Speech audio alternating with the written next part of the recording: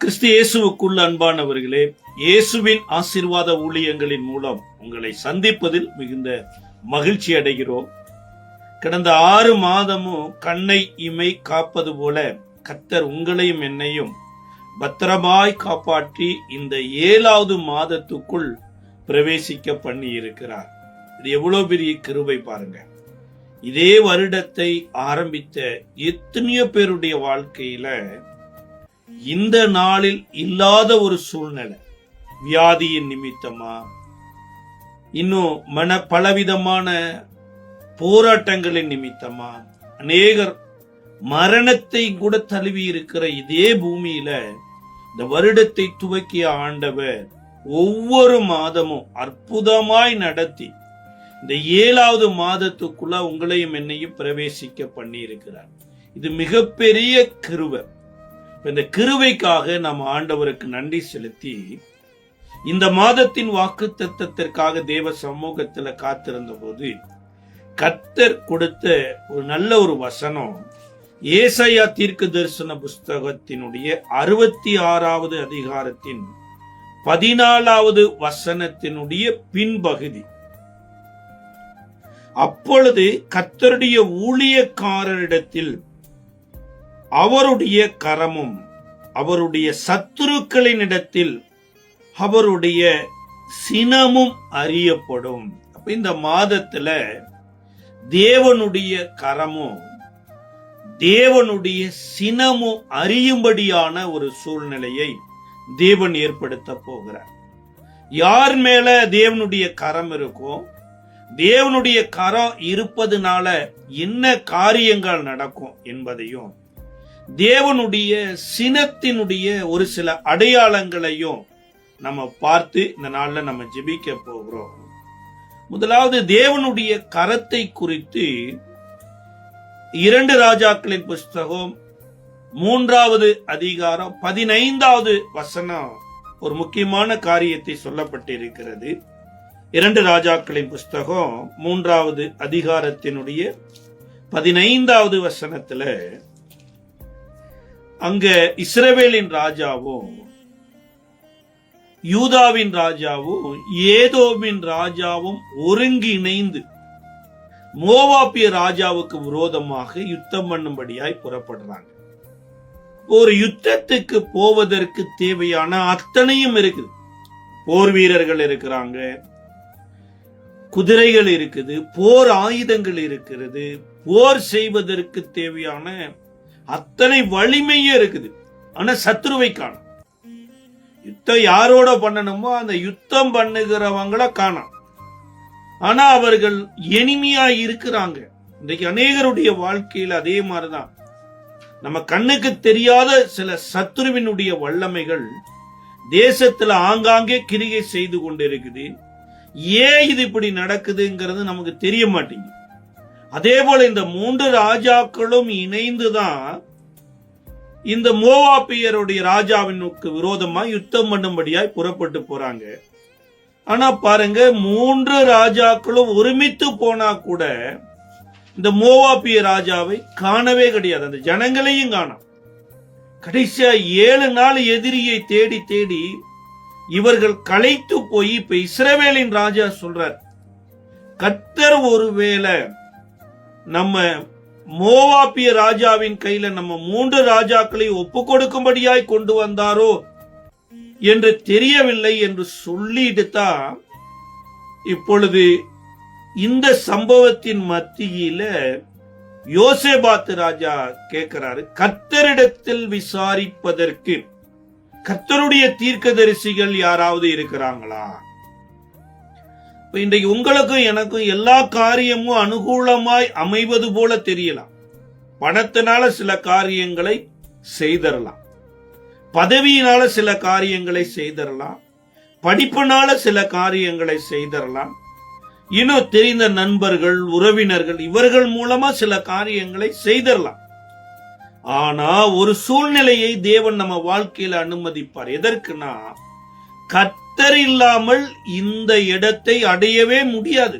இந்த இடத்துல கர்த்தர் தான் நமக்கு உதவி செய்யணுங்கிற ஒரு சிச்சுவேஷனை தேவன் ஏற்படுத்துவார். சில நேரம் மருத்துவமனையில டாக்டர் இடத்துல போய் ஒரு நல்ல ஒரு ஸ்பெஷலிஸ்ட் டாக்டரா இருக்கலாம், நல்ல வசதிகள் உள்ள அதிநவீன கருவியில் உள்ள தொழில்நுட்பம் உள்ள மருத்துவமனையா கூட இருக்கலாம். ஆனா பாருங்க, கடைசியா டாக்டர் சொல்றது கடவுளுடைய கரத்துல தாங்க இருக்கு, நாங்க செய்ய வேண்டிய அத்தனையும் செய்துட்டோம், இனி கர்த்தர் தான் பார்த்து கொள்ளணுங்கிற மாதிரி சொல்லுவாங்க. அப்போ அதுபோல இங்க எல்லாமே முடிந்து போயிட்டு இனி இந்த இடத்துல கர்த்தரை தவிர வேற யாருமே உதவி செய்ய முடியாது. அந்த நிலைமைக்கு வருகிற போதுதான் யோசேபாத் ராஜா இப்ப கேட்கிறார், கர்த்தரிடத்துல விசாரிக்கிற மனுஷன் யாராவது இருக்கிறாங்களா? இப்ப கர்த்தரிடத்துல விசாரிக்கிற அந்த மனுஷன் யார் அப்படின்னு இஸ்ரவேலின் ராஜா சொல்றார். யார் அப்படின்னா, எலியாவின் கைகளுக்கு தண்ணீர் பார்த்த சாப்பாத்தின் குமாரன் ஆகிய எலிசா. சில நேரம் தேவன் தன்னை அறிவிக்கிற ஒரு மக்களை மறைத்து வைக்கிறார், சில காலம் மறைத்து வைக்கிறார், சில தேவைக்காக மறைத்து வைக்கிறார். ஆனா தேவன் அதை வெளியரங்கமாக்குவார். தன்னுடைய ஊழியக்காரன் யாரு, உலகத்தின் தேவைக்காக கடவுளுடைய பெயரை சொல்லி வாழ்கிற மக்கள் யாரு என்பதை தேவன் ஒரு டைம்ல வெளியரங்கமாக்குவாராம். என் சம்பத்தை சேர்க்கும் நாளில் எனக்கு ஊழியம் செய்தவனுக்கும் ஊழியம் செய்யாதவனுக்கும் இருக்கிற வித்தியாசத்தை காண்பிப்பேன் என்று ஆண்டவர் சொல்லி இருக்கிறார். அப்போ அந்த நாட்களில இஸ்ரவேலின் ராஜாவோடு கூட கர்த்தருடைய ஊழியக்காரர் என்று சொல்லிக் கொள்ளுகிற சில பேர் இருந்தாங்க. அவங்களுடைய வேலையெல்லாம் என்னன்னா, ராஜாவினுடைய இருதயம் கொஞ்சம் கூட கலங்கிடக்கூடாது. ராஜா என்ன வேணாலும் செய்யலாம், ராஜா எப்படிப்பட்ட வாழ்க்கை வேணாலும் வாழலாம், ஆனா நம்ம யுத்தத்துக்கு போகும்போது மாத்திரம் கர்த்தர் உம்முடைய கைகளில் சத்ருவை ஒப்பு கொடுப்பார், ஏன்னா இவருடைய பெயரை இஸ்ரவேலின் தேவன் என்று சொல்லி ராஜாவின் இருதயத்தை மேட்டிமையடைய செய்யும்படியாகவே சில பேர் ராஜாவோடைய கூட இருந்தாங்க. அப்ப அந்த நாட்களில ராஜாவுக்கு ஒன்றும் கர்த்தருடைய தீர்க்கதரிசியை தேடணும், கர்த்தருடைய தீர்க்கதரிசியின் இடத்துல போய் ஆலோசனை கேட்கணுங்கிற ஒரு எண்ணமே வரல. ஆனா இன்றைக்கு எதிரியவே காணாம், வந்த வேலை கைகுடி வரல. இப்பதான் தேவனுடைய மனிதனை தேடி வருகிற போது இப்ப எலிசா தீர்க்கதரிசி இஸ்ரவேலின் ராஜாவை நேரடியா கடிந்து கொள்றார். இந்த யூதாவின் ராஜாவாகிய யோசபாத்தை காணவில்லை என்றால் நான் உன்னோடு கூட பேசியிருக்க மாட்டேன், உன்னை சந்திச்சிருக்கவே மாட்டேன் அப்படிங்கிறார். யோசிச்சு பாருங்க, கர்த்தரிடத்தில் இருந்து ஆலோசனை பெற வேண்டிய மக்கள் கர்த்தருடைய சத்தமற்று வாழ்கிறது எவ்வளவு பெரிய வேதனையான காரியம். கடைசியா யோசேபாத் ராஜாவின் மூலமாக இப்ப எலிசாவை சந்திச்ச போது எலிசா ஒரு சுரமண்டலைக்காரனை வரவழைக்கிறார். நிறைய நேரங்கள்ல சில தேவன் ஏற்படுத்துறார், சில தேவனுடைய ஊழியர்கள் ஏற்படுத்துறார். இதற்கு முன்னாடி பாருங்க, எரிகோ பட்டணத்தினுடைய நிலம் பால் நிலமா இருந்தது, தண்ணீரோ கசப்பா இருந்தது. குடியிருப்புக்கு நல்ல நிலம்தான், ஆனா வாழ்வாதாரத்துக்கு தேவையான இரண்டுமே பாதிக்கப்பட்டிருக்கு. எலிசாவின் இடத்துல கேட்ட போது அங்க சுரமண்டலக்காரன் வரவே இல்லை. கணம் பொருந்தின ஸ்திரியினுடைய பையன் இறந்து போயிட்டான். அந்த பையனை உயிரோட எழுப்பும் போது கூட சுரமண்டலக்காரனை வரவழைக்கல. ஆனா இங்க 3 ராஜாக்கள் வந்து நிக்கிறாங்க, யுத்தத்துக்கு தேவையான போர் வீரர்கள் வந்து நிக்கிறாங்க. இவர்களுக்கு முன்னாடி எலிசா சுரமண்டலைக்காரனை வரவழைக்கிறார். ஏன் இதை ஆண்டவர் எலிசாவின் மூலமா செய்ய வைத்தார்னா, தீர்க்கதரிசிகளுடைய தேவனாய் மாத்திரம் அவர் இருக்கல, இஸ்ரவேலின் தேவன், இஸ்ரவேலின் ராஜாவுக்கும் அவர் தேவன், இஸ்ரவேலுடைய படைக்கும் அவர் தேவன், இஸ்ரவேல்ல இருக்கிற குதிரைகளுக்கு யானைகளுக்கு இன்னும் அந்த யுத்த களத்துல இருக்கிற எல்லோருக்கும் இவர்தான் தேவன். வந்திருக்கிற எல்லோரும் கர்த்தரை மகிமைப்படுத்தணும். பாருங்க, ஆபிரகாமின் இடத்துல கூட ஆண்டவர் இந்த விருத்த சேதன உடன்படிக்கை குறித்து சொல்லும் போது, நீ மாத்திர ஒரு விருத்த சேதன உடன்படிக்கை பண்ணக்கூடாது, உன் வீட்டுல பணிபுரிகிறவனும் வேலை செய்யணும், உனக்கு பிறந்தவனும் விருத்த சேதனத்துக்குள்ள வரும். உன்னோடு கூட ஐக்கியப்பட்டு இருக்கிற எல்லோரும் என்னோடு ஐக்கியப்படணும். இதுதாங்க கர்த்தருடைய ஊழியக்காரருக்கு இருக்கக்கூடிய ஒரு ஆத்ம பாரமே. நான் ஒரு டிரைவரை எனக்கு ஏற்படுத்தி வைத்திருக்கிறேன்னா என் டிரைவரும் கர்த்தரை ஆராதிக்கணும். என் வீட்டுல யாரோ ஒரு பணிப்பெண்ணை வைத்திருக்கிறேன்னா பணிப்பெண்ணும் கர்த்தரை ஆராதிக்கணும். அதுதான் கடைசி நாட்களில் மாம்சமான யாவர் மேலும் என் ஆவியை ஊற்றுவேன், வேலைக்காரர் மேலும் வேலைக்காரிகள் மேலும் என் ஆவியை ஊற்றுவேன் என்றிருக்கிறார். இப்ப ஆராதனைக்குள்ள அனைவரையும் உள்ள கொண்டு வர்றார். இந்த ஆராதனையில தான் கர்த்தருடைய கரம் எலிசாவின் மேல வந்து இறங்குது. அப்ப இந்த ஆராதனையில பங்கு பெறாதவர்களுக்கு விசுவாசம் எனப்பட்டது வரவே வராது. கர்த்தருடைய அந்த சமூகத்துல கூடி வராதவர்களுக்கு சந்தேகங்கள் தான் வரும். ஒருவேளை தோமா மாதிரி சந்தேகத்துல இருக்கிறதற்கு வாய்ப்புகள் இருக்கு. இப்ப இவர்களை எல்லாரையும் ஒருமனப்படுத்தி ஆராதனைக்குள்ள உள்ள கொண்டு வந்து சுரமண்டலக்காரனை வாசிக்க வைத்து இப்ப கர்த்தருடைய கரம் வந்த உடனே தான் இப்ப எலிசா ஒரு வார்த்தை சொல்றாரு, நீங்கள் காற்றையும் காண மாட்டீர்கள், மழையும் காண மாட்டீர்கள், இந்த பள்ளத்தாக்குகள் எங்கும் வாய்க்கால்களை வெட்டி வையுங்கள், அது தண்ணீரால் நிரப்பப்படும். யோசிச்சு பாருங்க, 7 நாளா எதிரியவே காணாம். இப்ப இல்லாத ஒரு தண்ணி எப்படி வரும்? நமக்குன்னா இதுதான் சந்தேகம் வரும் பாருங்க. அன்னைக்கு லோத்து கூட அந்த மலைக்கு ஓடிப்போ அப்படின்ன போது என்னால் முடியாதுன்னு சொன்னார். ஆனா அவர்னால பாருங்க மனைவியோடு கூட சோதோம் குமோரோ பட்டணத்துல வாழ முடியும். கர்த்தருடைய வார்த்தையினுடைய மேன்மையும் மகத்துவமும் அறியாத வரைக்கும் கர்த்தருடைய வார்த்தைக்கு கீழ்ப்படியவே முடியாது. உங்களுடைய வாழ்க்கையிலும் என்னுடைய வாழ்க்கையிலையும் தேவன் இந்த மாதத்துல ஒரு தெய்வீக அற்புதத்தை செய்யணுமா இருந்தா எதிர்பாராத ஒரு காரியம் உங்களுடைய தனிப்பட்ட வாழ்க்கையில குடும்ப வாழ்க்கையில நடக்கணுமா இருந்தா கர்த்தருடைய வார்த்தைக்கு கீழ்ப்படியுங்க. வேதம் முழுவதும் பாருங்க ஆசீர்வாதத்தை இழந்ததுக்கு என்ன காரணம் அப்படின்னா கீழ்ப்படியாமை. ஆசீர்வாதத்தை பெற்றுக்கொண்டதுக்கு என்ன காரணம்? கீழ்ப்படிதல். இந்த கீழ்ப்படிதல் லிஸ்ட குறித்து வேதம் அழகா சொல்லுது. வேலைக்காரரே உங்கள் முதலாளிகளுக்கு கீழ்ப்படியுங்கள், மனைவிமார்களே உங்கள் சொந்த புருஷருக்கு கீழ்ப்படியுங்கள், பிள்ளைகளே பெற்றோருக்கு கீழ்ப்படியுங்கள். அப்ப இந்த கீழ்ப்படிதலில தான் ஆசீர்வாதம். எப்ப ஒரு மனுஷன் கீழ்ப்படிதலுக்குள்ள வருவான்னா அவருடைய சமூகத்துல அவருடைய பிரசன்னத்துக்குள்ள ஆராதனைக்குள்ள வருகிற போதுதான் கீழ்ப்படிவாங்க. நல்லா படிச்சிருக்கிற சார் கீழ்ப்படிஞ்சிருவனா வாய்ப்பே கிடையாது. சார் நல்ல வசதி இருக்குது கீழ்ப்படிஞ்சிருவனா வாய்ப்பே இல்லை. இன்னும் என்னுடைய அப்பா பெரிய ஊழியக்காரரா இருக்கிறாரு, அல்லது எங்களுடைய குடும்பமே கிறிஸ்தவ குடும்பமா இருக்குது அதனால கீழ்ப்படிஞ்சிருவோம்னா கிடையவே கிடையாது. கீழ்ப்படித பண்ணுகிறவர் தேவனுடைய ஆவியானவர் தான். அப்ப அதுவரைக்கும் அந்த மக்கள் எதையோ செய்துட்டு இருந்தாங்க. இன்னைக்கு தேவனுடைய பிரசன்னத்துல எலிசாவின் வார்த்தைக்கு கீழ்ப்படிந்து அந்த பள்ளத்தாக்குகள் எங்கோ அவர்களை வாய்க்கால்களை வெட்டி வைத்தாங்களாம். பாருங்க, எதிர்பாராத ஒரு அற்புதம் இப்ப இந்த பள்ளத்தாக்கின் மூலமா நடக்குது. அதுவரைக்கும் வராத தண்ணி இப்ப எங்க இருந்தோ ஓடி வருதுங்க. கர்த்தருடைய கரத்தை நீங்களும் நானும் அனுபவிக்கணுமா இருந்தா இதற்கு ஒப்பனையா ஆண்டவர் இன்னொரு சம்பவத்தை சொல்றார். இஸ்ரவேல் மக்கள் கானான் தேசத்துக்கு அருகாமையில வந்துட்டாங்க.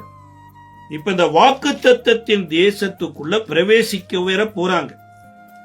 அப்பொழுது கர்த்தர் யோசுவாவின் மூலமா சொல்றாரு. யோசுவாவின் புஸ்தகம் 4வது அதிகாரத்தினுடைய 23வது வசனத்துல, பூமியின் சகல ஜனங்களும் கர்த்தருடைய கரம் பலத்ததென்று அறியும்படிக்கும் நீங்கள் சகல நாளும் உங்கள் தேவனாகிய கர்த்தருக்கு பயப்படும்படிக்கும் உங்கள் தேவனாகிய கர்த்தர் சிவந்த சமுத்திரத்தின் தண்ணீரை நாங்கள் கடந்த தீரும் மட்டும் எங்களுக்கு முன்பாக வற்றி போக பண்ணினது போல உங்கள் தேவனாகிய கர்த்தர் யோர்தானின் தண்ணீருக்கும் செய்து அதை உங்களுக்கு முன்பாக நீங்கள் கடந்து தீரும் அளவும் வற்றி போக பண்ணினார் என்று அறிய கடவீர்கள் என்றார். நீ அறிந்து கொள்ளுவது எதுனா, இந்த சிவந்த சமுத்திரம் ரெண்டா பிளந்து வெட்டாந்தரையில நடப்பது போல நடந்து வந்து என்றைக்கோ ஒரு நாள் உங்கள் முற்பிதாக்களுக்கு அற்புதம் நடந்துச்சு அப்படின்னு நீங்க கேள்விப்பட்டிருக்கிறீங்க. ஏன்னா இந்த பொழுது கானான் தேசத்துக்குள்ள பிரவேசிக்க போறதுல எகிப்திலிருந்து விடுதலையானதுல ரெண்டு பேர் தான். ஒன்னு காலேப்பு, இன்னொன்னு யோசுவா. மற்ற சகல இஸ்ரவேலோ வனாந்தரத்துல மடிந்து போயிட்டாங்க. எகிப்திலிருந்து விடுதலையாக்கி கூட்டி கொண்டு வந்த மோசையும் சேர்ந்தே மடிந்து போயிட்டார், இறந்து போயிட்டாங்க. இப்ப இவங்களுக்கு ஒரு அற்புதம் வந்து வனாந்தரம் தான் அற்புதம். ஏன் இந்த வனாந்தர வாழ்க்கையில வாழ்றோம்? இந்த மண்ணாவை ஏன் நம்ம அனுதினம் சாப்பிடுறோம்? ஏன் இந்த கண்மலையின் தண்ணீரை குடிக்கிறோம்? ஏன் இந்த ஆசாரிப்பு கூடாரம்? ஏன் இந்த ஆசாரிகள்? ஏன் இந்த பலி? இது எல்லாமே இவர்கள் எகிப்திலிருந்து விடுதலையாகி வந்தவர்கள் என்பதை அறியும்படியாய் வனாந்தரத்துல தேவன் அவர்களை நடத்துறார். இப்ப வனாந்தர வாழ்க்கைக்கு ஒரு முடிவை தேவன் ஏற்படுத்துவதற்கு முன்பாக ஒரு மிகப்பெரிய ஒரு அடையாளம், அவருடைய கரத்தை தலைமுறையாய் அறியும்படியாய் ஒரு அற்புதத்தை செய்கிறேன் என்கிறார். அந்த அற்புதத்திற்கு ஆண்டவர் கொடுக்கிற ஒரு பெரிய ஒரு என்ன சொல்ற ஒரு அடையாளம் அப்படின்னா என்னன்னா, இந்த யோர்தானை நீங்க கடந்து போவீங்க. நீங்க கடந்து போவதற்கு யோர்தானுக்கு முன்பாக தேவனுடைய வார்த்தைக்கு கீழ்ப்படியுங்க. அதாவது உடன்படிக்கை பெட்டியை சுமந்து போகிற ஆசாரியர்கள் இந்த யோர்தானுக்கு முன்னாடி வருவாங்க. யோர்தானுக்கு முன்னாடி வந்து யோர்தான்ல கால் வைத்த உடனேயே யோர்தான் பின்னிட்டு திரும்பும் என்று யோசுவாவுக்கு சொன்னது மாத்திரம் அல்லாது, இப்ப சொல்றார் இந்த 12 கோத்திர மக்களும் தான் அடுத்து கானான் தேசத்துல தலைமுறைக்கும் இருக்க போறாங்க. இது ஏதோ ஒரு தலைமுறையினர் வாழும்படியாக கொடுக்கப்பட்ட ஆசீர்வாதம் அல்ல, அல்லது ஒரு குறிப்பிட்ட ஒரு இன்னைக்கு அரசாங்க பணி கொடுக்கறாங்க பாருங்களேன். ஒருவேளை 23 வயசுல கொடுக்கறாங்கன்னா 60 வயசுல ரிட்டையர்ட் ஆகிறார். அப்ப அங்க 37 வருடங்கள் அவர் வேலை பார்க்கிற 37 வருடம் முடிந்த உடனேயே அரசாங்க பணியிலிருந்து எல்லாத்தையும் எடுத்துருவாங்க. ஒரு பேல தமிழ்நாடு அரசாங்கமா இருக்கலாம், அல்லது சென்ட்ரல் கவர்மெண்ட் அரசாங்கமா இருக்கலாம், உயர் பதவியில உட்கார வைத்திருக்கலாம், நாட்டையே அவர் காவல் காக்கிறவரா இருக்கலாம். ரிட்டையர்ட் ஆயிட்டார்னா செக்யூரிட்டி கார்டுக்கு கொடுக்கக்கூடிய மதிப்பு கூட எதுவுமே கிடையாது. இதுதான் உலகத்தின் ஆசீர்வாதம். ஆனா தேவன் கொடுக்கிற ஆசீர்வாதம் பாருங்க, தலைமுறைக்கும். அப்ப இந்த தலைமுறையினர் வந்து கர்த்தருடைய கரத்தை அறிந்து கொள்ளணுமா இருந்தா, அங்கு தேவனால ஏற்படுத்தப்பட்ட ஒரு அடையாளம் என்னன்னா, ஒவ்வொரு கோத்திரத்து மக்களும் அவர்கள் கோத்திரத்தின் இலக்கத்தின்படி ஒவ்வொரு கல்லை எடுத்துக்கொண்டு இந்த யோர்தானை கடக்கணும். இப்படி 12 கற்களை எடுத்து வந்து கில்காலில வைக்கணும். அப்ப ஏன் இந்த 12 கற்கள் வெட்டாந்தரைக்கு வருது? அது பாட்டுக்கு யோர்தான் நதிக்குள்ளேயே கிடக்கலாம்ல. கல்லுன்னா பாறை மாதிரி கல்ல ஒவ்வொரு கோத்திரத்தாரும் ஒரு கல்லை உருட்டி கொண்டு வந்து நிப்பாட்டுறது ஏன் ஆண்டவர் இதை ஏற்படுத்துறார்? அவருடைய கரத்தை வரு தலைமுறையின் அறியணும். இந்த 12 கற்களும் யோர்தானை கடந்து வந்த ஒரு தலைமுறையினர் மரித்ததுக்கு அப்புறம் கல் அங்கேதான் இருக்கும். இன்னைக்கு ஒரு மரத்தை நட்டு வச்சு பாருங்க, அந்த மரம் நட்டவர் கூட இறந்து போயிருவாரு, ஆனா அந்த மரம் தலைமுறையினருக்கு கனி கொடுக்கும். அதே மாதிரிதான் இங்க தேவன் யோர்தானில் இருந்து 12 கற்களை எடுத்து கில்கால்ல வைக்க சொல்றார். வைக்க சொன்னதனுடைய பிரதான நோக்கமே என்னன்னா, வரு தலைமுறையினர் நீங்கள் இந்த நல்ல தேசத்துல வாழ்றதுக்கு யாரு காரணம்? அப்ப இந்த யோர்தானை நாம கடந்து வந்தமே, யோர்தானை யாரு கடத்தி கூட்டிக் கொண்டு வந்தது என்று தலைமுறையினர் கேட்கும் போது இந்த கல் அவர்களுக்கு ஆன்சரா மாறும். இப்ப கர்த்தருடைய கரம் பாருங்க, ஏதோ சில காரியத்துக்கு மாத்திரம் ஆண்டவர் அற்புதம் செய்கிறவர் அல்ல, தலைமுறைக்கும் அற்புதம் செய்கிறவர் என்பதை விளங்க வைக்கும்படியாக கொடுக்கப்படுகிறது. அதன் அடிப்படையிலே தான் எடுத்து வர்றாங்க. எப்படி எலிசாவின் நாட்களில கர்த்தருடைய கரம் வெட்டாந்தரையில தண்ணீரை கொண்டு வந்ததோ, அதே போல யோசுவாவின் நாட்களில தண்ணீருக்குள் இருந்த கல் வெட்டாந்தரைக்கு வருகிறது. ஒரு அற்புதத்தை வெளிப்படுத்துகிறது பாருங்க. இரண்டாவது காரிய, கர்த்தருடைய கரம் ஒரு தலைமுறையினர் எப்படி தேவனை தொழுது கொள்ளணும், ஏன் தொழுது கொள்ளணும் என்பதை எழுதியே கொடுக்குதாம். இதை குறித்து 1 நாளாகமத்தின் புஸ்தகத்தினுடைய 28வது அதிகாரம், 1 நாளாகமும் 28வது அதிகாரத்தினுடைய 18வது வசனம் சொல்லுகிறது, தூபம் காட்டும் பீடத்திற்கு நிறையின்படி வேண்டிய புடமிடப்பட்ட பொன்னையும் கொடுத்து செட்டைகளை விரித்து கர்த்தருடைய உடன்படிக்கை பெட்டியை மூடும் பொன் கேருபீன்களான வாகனத்தின் மாதிரியையும் கொடுத்தேன். இந்த மாதிரியின்படியே சகல வேலைகளும் எனக்கு தெரியப்படுத்தவைகளெல்லாம் கர்த்தருடைய கரத்தினாலே எனக்கு எழுதி கொடுக்கப்பட்டது என்றான். தாவீது தன்னுடைய குமாரனிடத்துல சொல்லும் போது சொல்றாரு, தேவாலயத்தினுடைய வடிவம் எப்படி இருக்கணும், தேவாலயத்தினுடைய முட்புறம் எப்படி இருக்கணும், தேவாலயத்தினுடைய உட்புறம் எப்படி இருக்கணும், பரிசுத்த ஸ்தலம் எப்படி இருக்கணும், மகா பரிசுத்த ஸ்தலம் எப்படி இருக்கணும், பரிசுத்த ஸ்தலத்துக்குள்ள என்ன இருக்கணும், மகா பரிசுத்த ஸ்தலத்துக்குள்ள என்ன இருக்கணும் என்பதை தேவன் தாவீதுக்கு எழுதி கொடுத்தார் தன்னுடைய கரத்துல. இப்ப இதெல்லாம் தாவீதனுடைய கற்பனையில வரல, தாவீதுக்கு தேவன் தன்னுடைய கரத்தினால எழுதி கொடுத்தவைகள்.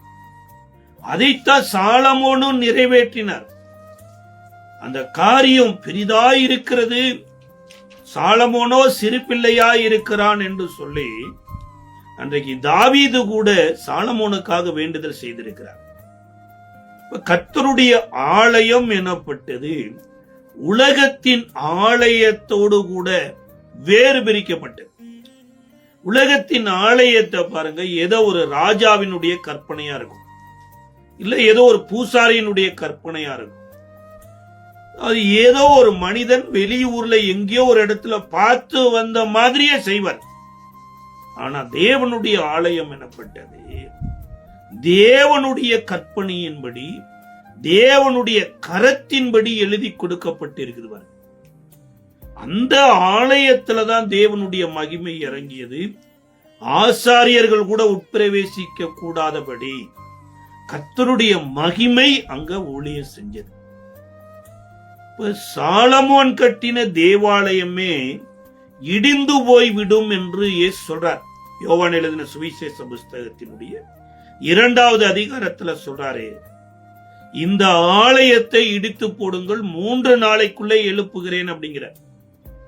இன்னும் மத்தேயு எழுதின சுவிசேஷத்துல ஒரு கல்லின் மேல் ஒரு கல்லிராதபடி எல்லாம் இடிக்கப்படுங்கிற. இப்போ முந்தின ஆலயத்தின் மகிமையை காட்டிலும் பிந்தின ஆலயத்தின் மகிமை பெரிதா இருக்குங்கிறார். எபிரேய நிருபத்தில் எழுதும் போது ஆசாரிய முறை மாறும்போது ஆசாரிப்பு கூடாரமும் மாறுது, பலி மாறும்போது பலிபீடமும் மாறுகிறது. இதை வேறுபடுத்திட்டே வர்றார்.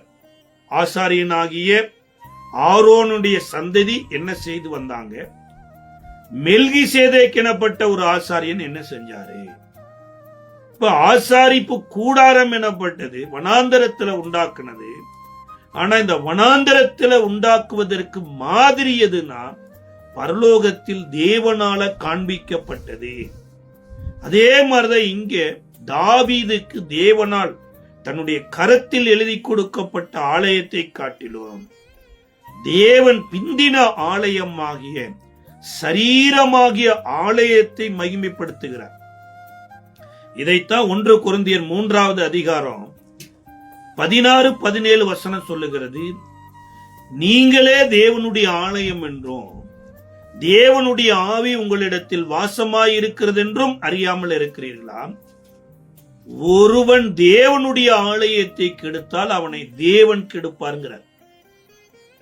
எப்படி சாலமோனுக்கு கட்ட வேண்டிய ஆலயத்தினுடைய மாதிரியை தாவீதின் கையில கர்த்தர் எழுதி கொடுத்தாரோ, அதே போல இன்றைக்கு நீங்களும் நானும் தேவனுடைய மாளிகையாய் இணைந்து இசைவாய் கட்டப்பட்டிருக்கிற இந்த மாளிகைக்கு டிசைனிங்க இயேசுவின் கரத்துல கொடுத்திருக்கிறார்.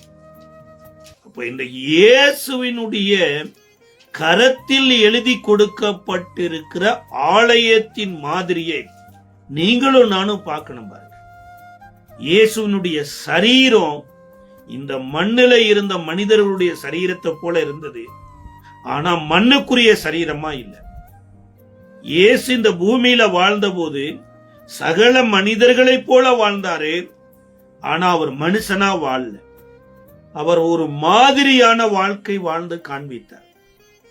ஒரு ஊழியக்காரன் எப்படி வாழணும், ஒரு பெற்றோருக்கு பிள்ளை எப்படி வாழணும், ஒரு முதலாளிக்கு ஒரு வேலைக்காரன் எப்படி வாழணும் என்கின்ற ஒரு மாதிரியை தேவன் ஏற்படுத்தினார். அந்த ஆலயத்துக்குள்ளதான் மகிமை இருந்ததுங்க. அந்த ஆலயத்தை மூடியிருந்த வஸ்திரத்தை தொட்ட மாத்திரத்துலதான் பெரும்பாடுள்ள ஸ்திரீ தன்னுடைய உதிரப்போக்கு நின்று சுகமானாள் என்று வேதத்துல பார்க்கிறோம். இப்ப இன்றைக்கு நீங்களும் நானும் கர்த்தருடைய கரத்துக்கு கீழே இருக்கணும். அன்றைக்கு தாவீதுக்கு கர்த்தருடைய கரத்தில் எழுதி கொடுக்கப்பட்ட ஆலயத்தின் மகிமையை பார்க்கிறோம். கர்த்தரே ஆலயமாய் வந்து இந்த உலகத்துல வாழ்ந்து காண்பித்திருக்கிறார். இந்த ஆலயத்தில் இருந்த 3 முக்கியமான மகிமை. ஒன்று, இயேசு சகல மகிமை பொருந்தியவராய் இருந்தோம். அவர் தம்மைத்தாமே வெறுமையாக்கி அடிமையின் ரூபம் எடுத்து மனுஷ சாயலானார். எல்லாம் இருந்ததுங்க அவரிடத்துல. இரவெல்லாம் ஜெபிக்கிற பழக்கம் இருந்துச்சு. தேவனோடு நடக்கிற பழக்கம் இருந்தது. இவர் ஜெபித்தார்னா பரலோகமே இவருடைய ஜெபத்தை கேட்டு மறு உத்தரவு கொடுக்கக்கூடிய அவ்வளவு மகிமை பொருந்தியவர். இவ்வளவு மகிமை நிறைந்தவர். வார்த்தை அனுப்பி சுகப்படுத்தி இருக்கிறாரு. பல வருடமா பிசாசின் பிடியில கட்டப்பட்டிருந்தவர்களை விடுதலை ஆக்கி இருக்கிறாரு. இப்படி எவ்வளவோ அற்புதங்கள் வேத சொல்லுகிறது. யோவான் எழுதின சுவிசேஷ புஸ்தகத்தினுடைய கடைசி பகுதியில அவர் செய்த ஒவ்வொரு அற்புதத்தையும் எழுதினா உலகமே கொள்ளாதாமா, எழுதுவதற்கு பேனாவே இருக்காதாமா. இவ்வளவு அற்புதங்கள். நீ சொல்ல போனா இயேசு செய்த 3.5 வருட ஊழியத்துல ஒரு 3.5 மணி நேரம் தான் இந்த வேதத்துல எழுதப்பட்டிருக்கிறது.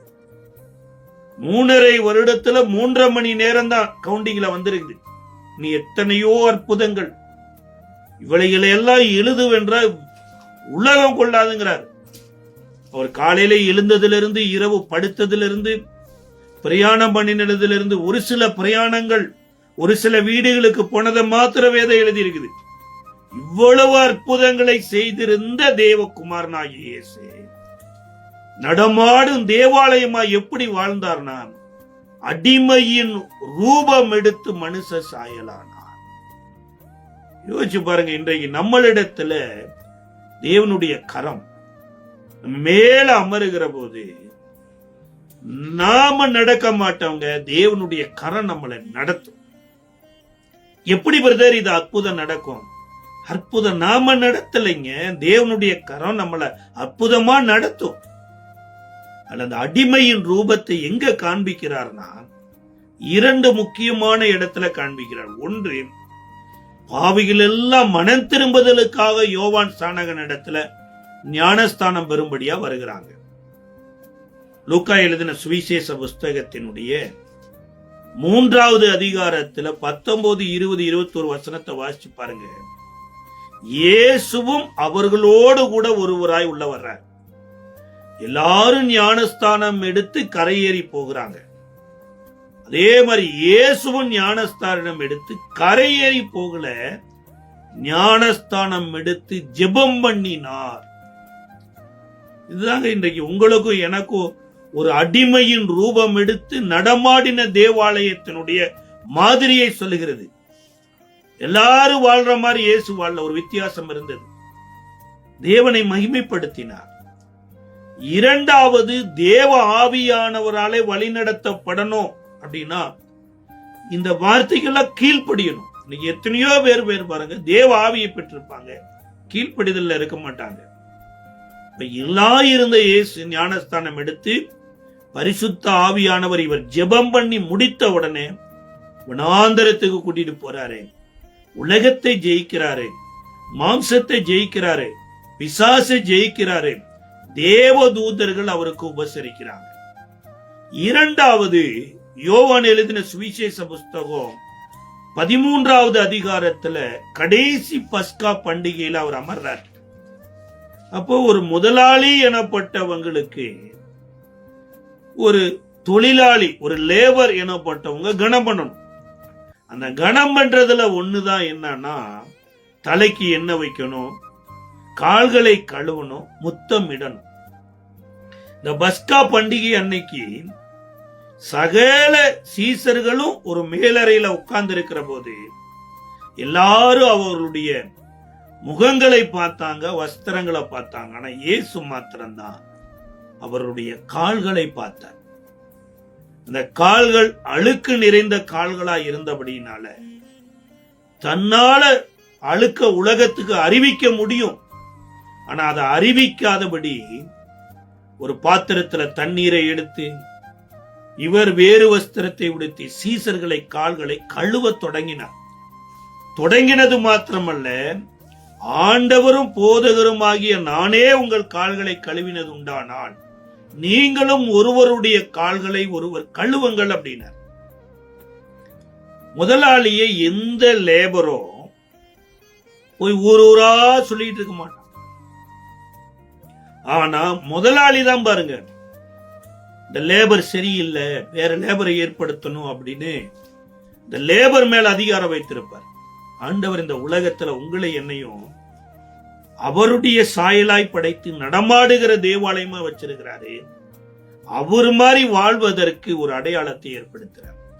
ஃபர்ஸ்ட் காரியம், ஆண்டவர் எல்லாம் இருந்த போதும் கூட எதுவும் இல்லாதவர் போல வாழ்ந்தார். இதான் ஒரு தம்மைத்தாமே வெறுமையாக்கி அடிமையின் ரூபத்தை எடுத்தார். இரண்டாவது, அவர் மன்னிக்கிறதுல மகிமை பொருந்தினவரா இருந்தார். இன்னைக்கு நீங்களும் நான் இந்த ஆலயம் தேவனுடைய ஆவியினால எழுதப்பட்டு இன்றைக்கு தாவீதின் கையில கொடுக்கப்பட்டது போல இன்னைக்கு இயேசுவின் மூலமா நீங்களும் நானும் நடமாடும் தேவாலயமா இருப்போம்னா நாமன்னு சொல்லிக் கொள்றதுக்கு ஒண்ணுமே இல்லைங்க. எத்தனையோ பேர் வசதி உள்ளவங்களா இருந்தாங்க, எத்தனையோ கல்விமான்களா இருந்தாங்க. அவங்கெல்லாம் எத்தனையோ வியாதிகளை ஜெயிக்க முடியல, விபத்தை ஜெயிக்க முடியல, சத்துருவனுடைய கிரிகளை ஜெயிக்க முடியல. அதுல தோற்கடிக்கப்பட்டு இன்றைக்கு மண்ணோட மண்ணாய் மாறி மரணத்தை தழுவிக் கொண்டிருந்த இதே பூமியில தேவனாலே இன்றைக்கு உலகத்தை ஜெயித்திருக்கிறோம், பிசாசை ஜெயித்திருக்கிறோம், மாம்சத்தை ஜெயித்திருக்கிற இந்த பூமியில ஒரு நடமாடும் தேவாலயமாய் வாழ்ந்து கொண்டிருக்கிறோம்னா இது நாம வாழலைங்க, இயேசுவனுடைய மரணத்தின் மூலமா இன்றைக்கு நீங்களும் நானும் வாழ்ந்து கொண்டிருக்கிறோம். அவர் எதற்காக தன்னுடைய ஜீவனை எனக்கு கொடுத்தார்னா, நான் மேன்மை பாராட்டுறதுக்காக அல்ல, நான் என்ன பெருமை பாராட்டுறதுக்காக அல்ல, சிலுவையில் அறியப்பட்ட இயேசுவையே மேன்மை பாராட்டி என்னை நானே வெறுமையாக்குகிறேன், தன்னைத்தானே தாழ்த்துகிறவனும் உயர்த்தப்படுவான், தன்னைத்தானே வெறுத்து தன் சிலுவையை எடுத்துக்கொண்டு என்னை பின்பற்ற கடவான் இருக்கிறார். இரண்டாவது காரியம் மன்னிக்கிற தேவன். இந்த மன்னிப்பை குறித்து கூட கற்றுக் கொடுக்கிறார். பேதுரு கூட இயேசுவின் இடத்துல வந்து கேட்கிறார், என் சகோதரன் 7 தடவை தவறுதல் பண்ணினா அவனை மன்னிச்சிடலாமா? ஏன்னா 7ங்கிறது தான் பரிபூரணம். 7 நாள்ல உலகத்தையே படிச்சு முடிச்சுட்டார். சிலுவையில கூட 7 வார்த்தையை சொல்லி முடிக்கிறார். இந்த 7ஓட மன்னிப்புக்கு ஒரு கவுண்டிங் இருக்குதா?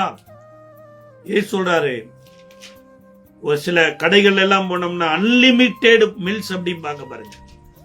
இன்னைக்கு மொபைல் போன் கூட யூஸ் பண்றவங்க கூட அதைத்தான் எதிர்பார்க்கிறாங்க. அன்லிமிட்டெட் டேட்டா வேணும். அன்லிமிட்டடா என்ன தேவன் மன்னிக்கணும். தேவன் உங்களை அன்லிமிட்டடா மன்னிக்கணுமா இருந்தா நீங்களும் அன்லிமிட்டடா மன்னிக்கணும். எவ்வளவு பெரிய தப்பு பண்ணியிருந்தாலும் சரி, எவ்வளவு அநியாயம் பண்ணியிருந்தாலும் சரி, ஒருவேளை அவங்கனால பண நஷ்டம் ஏற்பட்டிருக்கலாம், அவமானப்பட்டிருக்கலாம், கேவலப்பட்டிருக்கலாம், அவங்க உங்க பேரை என்ன செய்யணும்னு நினைக்கிறதெல்லாம் செஞ்சிருக்கலாம். ஆனா ஒன்று மறந்து போயிடாதீங்க, ஒரு பக்கம் அவர்கள் அவமானப்படுத்துகிறது போல தெரிந்திருக்கலாம், இன்னொரு பக்கம் உங்கள் இருதயம் இந்த கல்லான இருதயம் உடைந்து சதையான இருதயம் உருவாகி தேவனை தேடக்கூடிய ஒரு சூழ்நிலை வந்தது பாருங்க. இது நன்மையாய் நினைக்கணும். இன்னைக்கு அநேகர் சத்துருக்களை சிநேகியுங்கள் அப்படிங்கிற ஒரு வார்த்தைய, இது ஒரு அரிதான காரியம் பிரதர். சத்துருக்களை யாரு சிநேகிக்க முடியாதுன்னு நினைக்கிறாங்க. நீங்க சத்துருவா பார்க்கிற வரைக்கும் அவங்களை சிநேகிக்க முடியாது. அவர்களை சிநேகிதராய் பாருங்க, அவர்களை சத்துருவா பார்க்க முடியாதபடி கர்த்தர் மாத்திடுவார். விபச்சாரத்தில் கையும் மெய்யுமாய் பிடிபட்ட பெண்மணி, அன்றைக்கு அவள் பிடிபடாமலேயே வாழ்நாள் முழுவதும் அந்த விபச்சார தொழில் செய்து கொண்டிருந்தான்னா இயேசுவின் பாதத்திற்கு வந்திருக்க முடியாது. இயேசுவின் மூலமா பாவ மன்னிப்பு பெற்றிருக்க முடியாது. இயேசுவின் தலையில வெளியேற பெற்ற பரிமளத்தை உடைத்து ஊற்றி இருக்க முடியாது. உலகம் முழுவதும் இவள் செய்தது சொல்லப்படணும் என்று இயேசுவும் அறிவித்திருக்க மாட்டார். ஒருவேளை கடந்த மாதங்களில் அந்த 6 மாதத்துல உங்களுக்கு சில பேர் எனிமி மாதிரி செயல்பட்டு இருக்கலாம், உங்களை அளவைத்திருக்கலாம், கல்லறைக்கு பக்கத்துல கூட கூட்டிட்டு போயிருக்கலாங்க. ஒரு ஊரே கல்ல தூக்கிட்டு வந்துருச்சு. நல்ல ஒரு வாலிப பெண்ணு உயிரோடு சுடுகாட்டுல கொண்டு போய் அடக்கம் பண்ணுவதற்கு ஏதுவா கல்ல தூக்கிட்டு வந்துட்டாங்க. அந்த பெண்ணினுடைய பார்வையில் இவங்கள் எல்லாம் சத்துருக்கள் தான். ஆனா இயேசுவினுடைய அந்த பிரசன்னத்துக்கு வந்ததுக்கு அப்புறம் அந்த பெண் உணர்வடைகிறார். இவர்கள் மாத்திரம் இன்னைக்கு எளிமையா வராம இருந்திருந்தா, பணம்தான் என்னுடைய கடவுள்னு நான் வாழ்ந்து பணத்துக்காக என் சரீரத்தை வித்து என் நோய்பட்டு வியாதிப்பட்டு நரகத்துக்கு போயிருப்பேன். ஆனா இன்றைக்கு உலக ரட்சகருடைய இயேசுவின் பாதத்துல கூட்டிட்டு வந்தாங்க. ஒருவரும் இல்லை ஆண்டவரேங்கிறார். இயேசு கேட்கிறாரு, ஏமா உண்மையில கல்லெறியும்படியா இத்தனை பேர் வந்தாங்கல்ல, அவங்கெல்லாம் எங்க? ஒருவரும் இல்லை ஆண்டவரே. எல்லாம் இருக்கிறாங்க, அவங்க அவரவர் வீட்டுக்கு போயிட்டாங்க, அவரவர் ஊருக்கு போயிட்டாங்க. அந்த பெண்ணு இந்த ஊர்ல இருக்கிறாங்க, இந்த வீட்டுல இருக்கிறாங்கன்னு சொல்ல, ஒருத்தரையுமே நான் குற்றவாளின்னு சொல்ல. ஏன்?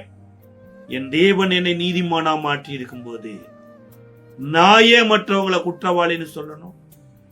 தேவன் உங்களை அன்புள்ளவர்களா மாற்றி இருக்கிற போது நீங்க ஏன் மற்றவர்களை பகையாளின்னு சொல்லணும்?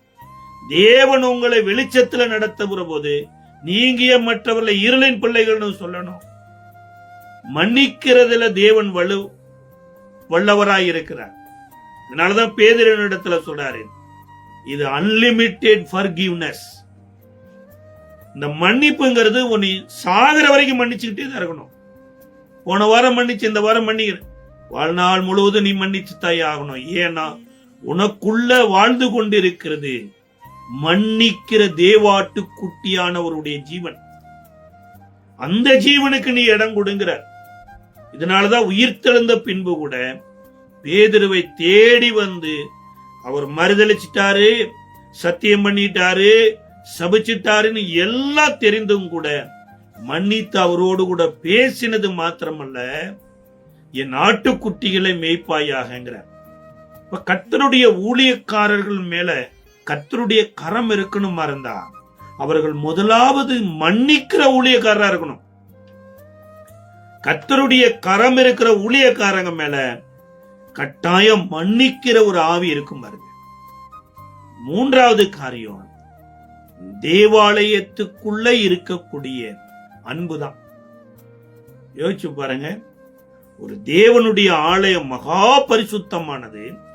இந்த மகா பரிசுத்தமான ஆலயத்துக்குள்ள ஒரு மனிதன் போகணுமா இருந்தா அந்த மனிதனுக்குன்னு சொல்லி சரீர பிரகாரமான சில உடைகள், பிறப்பு, பெயர், முறைமைகள் இருக்கிறது போல ஆத்துமாவிலையும் இருக்குது. ஆனா அந்த நாட்களில சகரியா எனப்பட்ட ஒரு ஆசாரியன் ஊழியம் செய்திருக்கிறார். ஊர் உலகத்துல பாருங்க, husband and wife perfect family.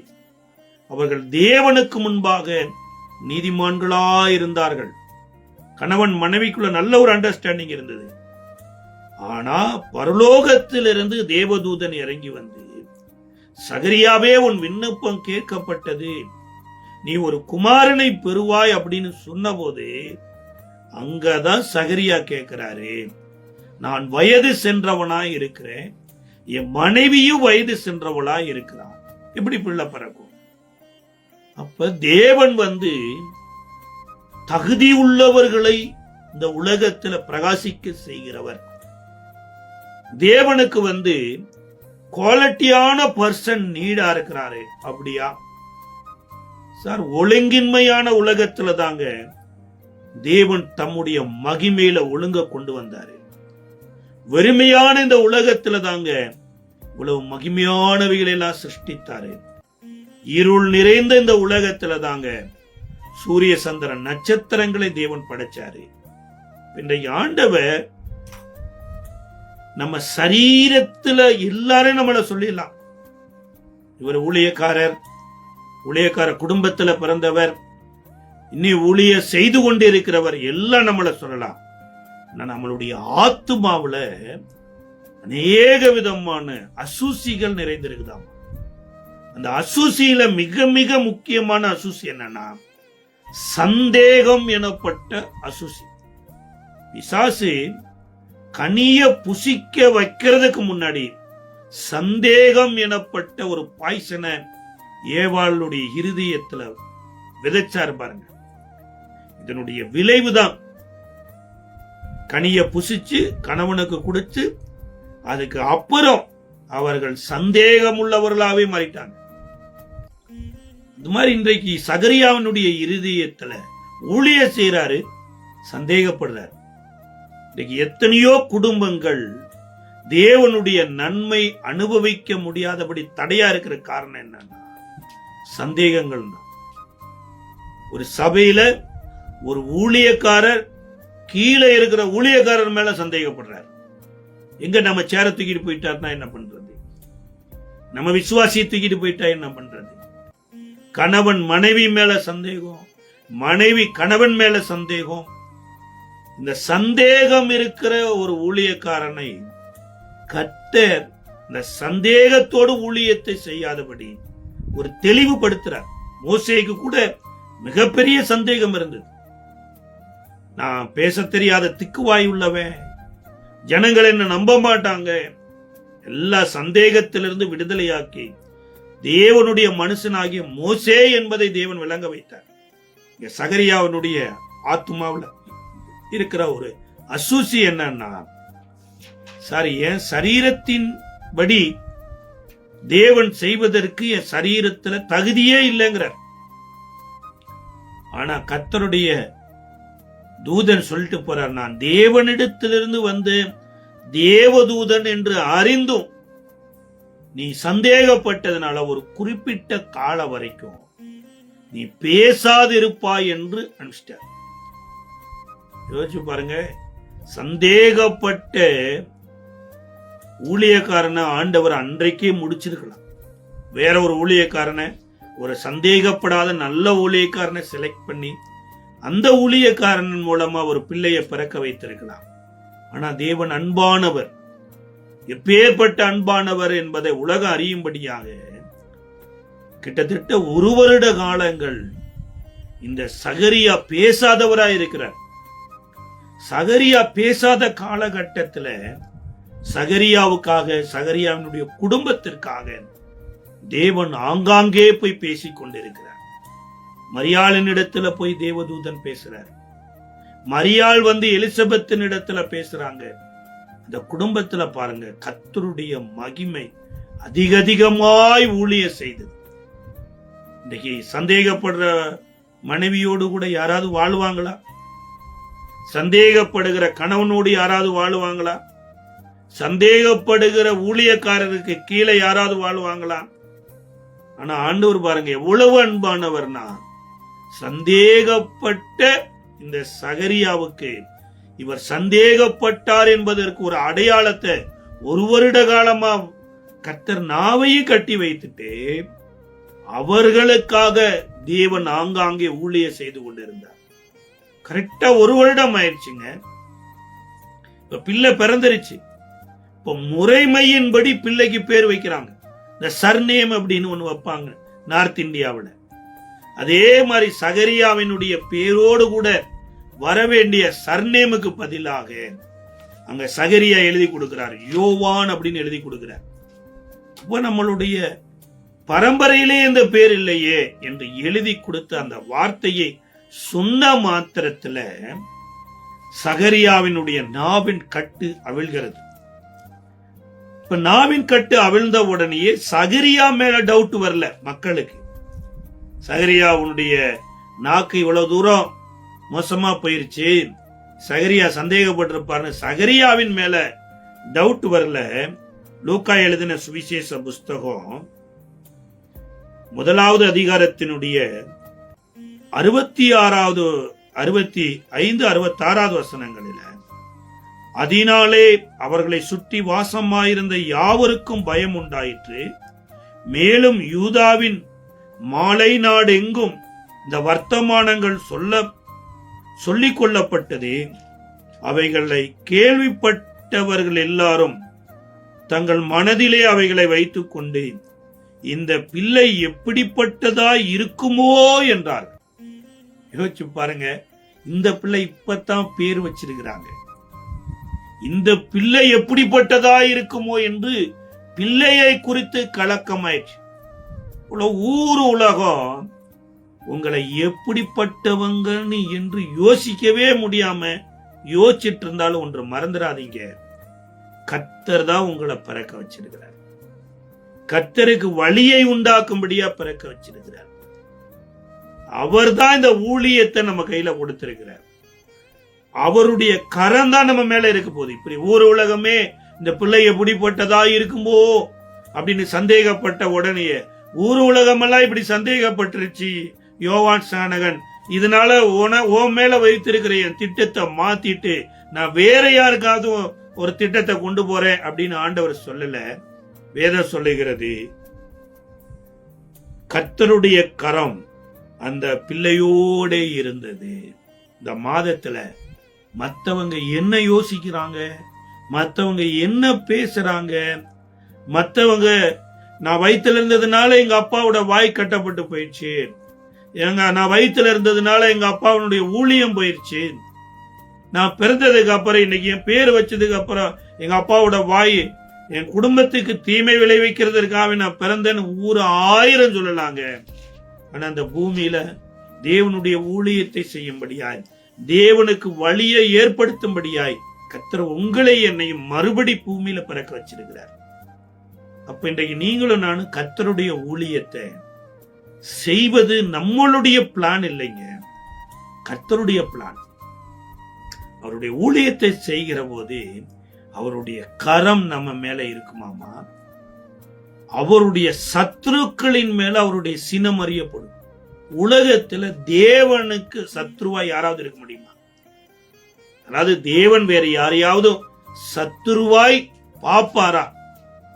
ஆண்டவரோடு சண்டை கட்டி இந்த உலகத்தில் யாராவது ஜெயிக்க முடியுமானா? தேவன் ஆவியா இருக்கிறார். ஆவியை பெற்றவர்கள் எல்லாம் தேவனுடையவர்கள், ஆவியை பெறாதவர்கள் எல்லாம் மாம்சத்துக்குரியவர்கள். இப்ப ஆவி மாம்சத்துக்கு சத்துருவா இருக்குது, மாம்ச ஆவிக்கு சத்துருவா இருக்குது. அப்போ ஒருவேளை நான் அந்த உலகத்துல நல்ல இடத்திலேயே இருக்கலாம், நல்ல ஊழியமே செய்யலாம், பரிசுத்தாவிய பெறலைன்னா கட்டாயம் பாருங்க சத்துருவாய் மாறுவதற்கு வாய்ப்பு உண்டு. பிழையாம் எனப்பட்ட மனுஷன் ஊழியக்காரன் தான். ஆனா அந்த ஊழியக்காரனுக்கு ஆட்டுக்குட்டியின் மூலமா பஸ்காவினுடைய மீட்பு இல்லை. செங்கடல் வழியாய் அந்த ஊழியக்காரன் கடந்து வரல, கண்மலையின் தண்ணீரை குடிக்கல, மேக ஸ்தம்பத்தினாலும் அக்னி ஸ்தம்பத்தினாலும் வழிநடத்தப்படல, ஆசாரிப்பு கூடாரத்துக்குள்ள இருக்கக்கூடிய காரியங்கள்ல பங்கே கிடையாது. ஆனா ஊழிய செய்தார். எதுக்காக ஊழிய செய்தார்னா, அன்றைக்கு பாலாக்கு என்கின்ற மோவாபிய ராஜா பணம் கொடுத்து இஸ்ரவேலின் மக்களை சபிக்கும்படியாய் அழைத்த போது சபிப்பதற்கு ஓடினார் பாருங்க பணத்துக்காக. என்னுடைய விளைவு என்ன? பினகாசினாலேயே இந்த பிழையாம் கொல்லப்பட்டார். இதை யூதா நிருபத்தில் எழுதும்போது எழுதுறார், தேவ சினத்திற்கு காரணம் இந்த பிழையாமாய் மாறிட்டான். கோபத்து நிமித்தமா என்னென்ன தேவதூதன் பட்டயத்தை எடுத்துட்டு நின்னாராமாங்க. இதனால அந்த கழுத வழிமாறி போகுது, செவுத்தோரமா நசுக்குது.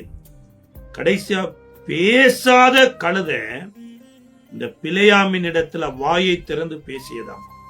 தேவ சினத்தினுடைய ஒரு அடையாளத்தினுடைய ஒரு கடுகளவை குறித்து சொல்லப்பட்டிருக்குது. இன்னும் தேவ சினத்தை குறித்து புலம்பல்ல 3வது அதிகாரம் 1வது வசனத்துல எரேமியா சொல்றாரு, நான் தேவனுடைய சினத்தை அறிந்தவன். ஏன்னா பாபிலோன் தேசத்துல எவ்வளவு கஷ்டங்கள், எவ்வளவு பாடுகள். இதுக்கு காரணம் என்ன? தேவ கோபம். அப்ப தேவ சினத்துல 3வது அதிகாரத்தினுடைய 1 வசனம் சொல்லுது, ஆண்டவருடைய சினத்தின் மினாரினால் உண்டான சிறுமையை கண்ட புருஷன் நான். கர்த்தர் ஒருவர் மேல சினம் ஆயிட்டாருன்னு வைங்கள, தேவ சினத்துல எதுவுமே நமக்கு உதவி செய்ய முடியாது. பெத்த புள்ள உதவி செய்ய முடியாது, கட்டின கணவன் உதவி செய்ய முடியாது, நம்ம படித்த படிப்பு உதவி செய்ய முடியாது, நம்ம வைத்திருக்கிற பண உதவி செய்ய முடியாது. இந்த எசேக்கியேல் தீர்க்க தரிசன புஸ்தகத்தினுடைய 7வது அதிகாரத்தினுடைய 19வது வசனம் சொல்லுகிறது, இன்னைக்கு எதேதோ நமக்கு இன்சூரன்ஸா பாதுகாப்பா இருக்கும்னு நினைச்சிட்டு இருக்கிறோம். ஆனா தேவன் ஒரு மனிதன் மேல கோவப்பட்டுட்டாலோ, தேவன் ஒரு குடும்பத்தின் மேல கோவப்பட்டுட்டாரோ, தேவன் ஒரு தேசத்தின் மேல கோவப்பட்டுட்டாலோ எதெல்லாம் உதவாது அப்படின்னு சொல்லி எழுதுறாரு. 19வது வசனத்துல, தங்கள் வெள்ளியை தெருக்களில் எறிந்து விடுவார்கள், அவர்களுடைய பொன் வேண்டா வெறுப்பாயிருக்கும். கர்த்தருடைய சினத்தின் நாளில் அவர்கள் வெள்ளியும் அவர்கள் பொன்னும் அவர்களை விடுதலையாக்க மாட்டாது. அவர்கள் அதனாலே தங்கள் ஆத்துமாவை திருப்தியாக்குவதும் இல்லை, தங்கள் வயிறுகளை நிரப்புவதும் இல்லை. அவர்கள் அக்கிரமமே அவர்களுக்கு இடறுதலாயிருக்கும். நம்ம தேசத்துல பார்க்கிறோம், ஒரு மந்திரியா இருக்கிறவர் ஏதோ ஒரு அக்கிரம காரியம், அநியாயமா பணத்தை சம்பாதிச்சிட்டாரு, அல்லது அநியாயமா ஒரு சில சட்டத்துக்கு எதிராக செயல்பட்டுட்டாரு என்ற உடனே அவருடைய பதவி அவருக்கு உதவி செய்யறதில்லை, அவருடைய பிஏ அவருக்கு உதவி செய்யறதில்லை, அவருடைய பங்களா அவருக்கு உதவி செய்யறதில்லை. சட்டம் தன் கடமையை செய்கிறது. யோசிச்சு பாருங்க, இந்த உலகமே ஒரு சட்டத்துக்கு முன்பாக குற்றவாளி ஆனதுக்கு அப்புறம் உதவி செய்ய முடியாத நிலைமைக்கு போகுமானால் தேவனுடைய சினம் என்ன நிலைமைக்கு வரும்? இப்ப யாரு தேவனுடைய சினத்துக்குரியவங்களா மாறுவாங்கன்னா தேவ ஆவியை பெறாதவர்கள் தான். ஒருவேளை இந்த நாட்களில நீங்களும் நானும் எதற்கோ நம்ம ஜெபம் பண்ணி கொண்டிருக்கலாங்க. இந்த மாதத்துல ஆண்டவரிடத்துல மன்றாடி கேளுங்க, பரிசுத்தாவியானவரை எனக்கு தாரும். பரிசுத்தாவியானவரை பெற்றாதான் இவன் எனக்கு பிரியமானவன் என்கின்ற பெயரை வாங்க முடியும். ஆவிக்குரிய வாழ்க்கையில வாழ்றக்கு ஆவியானவர் இருந்தா தாங்க வாழ முடியும். ஒரு வீட்டுல ஒரு ஏசி மாட்டி இருக்கிறீங்க, அந்த ஏசி கரண்ட்ல தான் ஓடணும் அப்படிங்கிற ஒரு மேனுபேக்சர்ல பண்ணிருக்கிறீங்க. இவ்வளவு வோல்டேஜ் அதுக்கு வேணும் அப்படிங்கிற ஒரு நிலைமையில மாட்டி இருக்கிற போது வெப்ப வெளியில அதிகமா இருக்கிறதுங்கிறதுக்காக ஏசி ஓடிடாதுங்க. அந்த கரண்ட் உள்ள வரணும், சரியான கரண்ட் வரணும், அப்பனாத்தான் அது வேலை செய்யும். அதே போல இந்த நாட்களில ஆவியினால மாம்சத்தின் கிரிகளை அழிக்கிற போது தேவ சினத்திற்கு தப்பித்து தேவனுக்கு பிரியமான வாழ்க்கை வாழ இந்த மாதத்துல ஆண்டவர் உதவி செய்வார். நம்ம ஜெபிக்கலாமா? கிருபை நிறைந்த நல்ல ஆண்டவரே, கர்த்தருடைய ஊழியக்காரர்களின் மேல உம்முடைய கரமும் அவருடைய சத்துருக்களின் மேல உம்முடைய சினமும் அறியப்படும் என்று சொல்லப்பட்டிருக்கிறது. மன்னிப்பதற்கு தேவையான அபிஷேகத்தை தாரும் ஆண்டவரே. கீழ்ப்படிதல் உள்ள ஒரு வாழ்க்கை வாழ்வதற்கு தேவையான அபிஷேகத்தை தாரும். மரண பரியந்தம் அன்பு கூற நல்ல ஒரு அபிஷேகத்தை தாரும். இந்த நாளை நீர் எங்களுக்கு தந்ததற்காய் நன்றி.